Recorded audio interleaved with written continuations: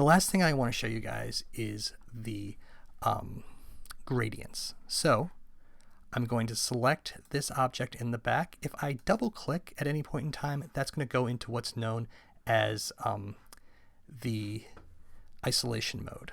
So now I am just working on this. I can't accidentally move or work on anything else. So I've got that selected. And what I'd like to do is have a little bit of, instead of, and we're just going to go back so we can get out of this by double clicking on that little arrow, or we can also just double click on a space that doesn't have an item. What we'd like to do is kind of create a glow there. So right now we've had very solid colors. To change this, we're going to use a gradient. So I'm going to double click here, and then I'm going to go over to my gradient here. When you click on that, that should bring up this gradient option. Now let's learn a little bit about gradients. With gradients, you've got 3 different types. You've got freeform, radial, and linear. We'll talk just about these 2 to start off with, and you'll have your basic gradient with a few pre-created options down here. Now we don't have any gradients here because we haven't actually changed this over to a gradient. To do that, we need to go down over on this side, click there.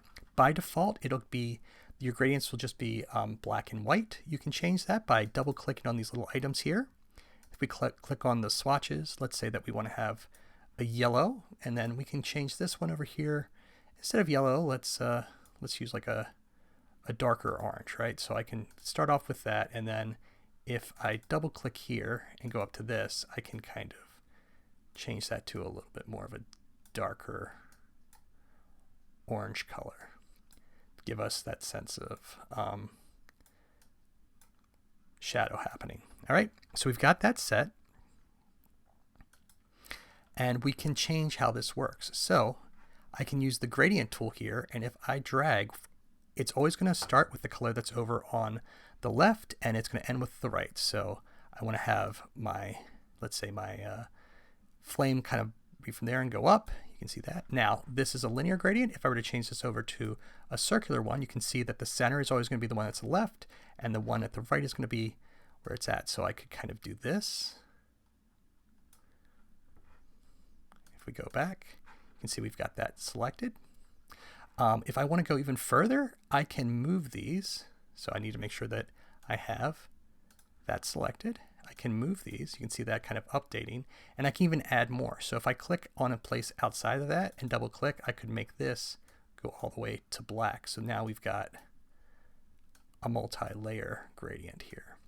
These diamonds up here allow you to kind of set where the midpoint of the gradient is. So I could make this gradient very sharp there, or I could make it sharper in that way, or kind of have much more gradual in the middle.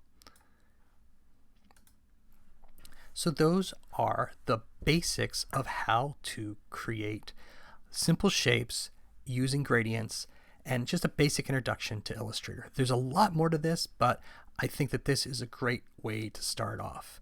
Good luck, play around, have fun, don't worry. All right, see you later.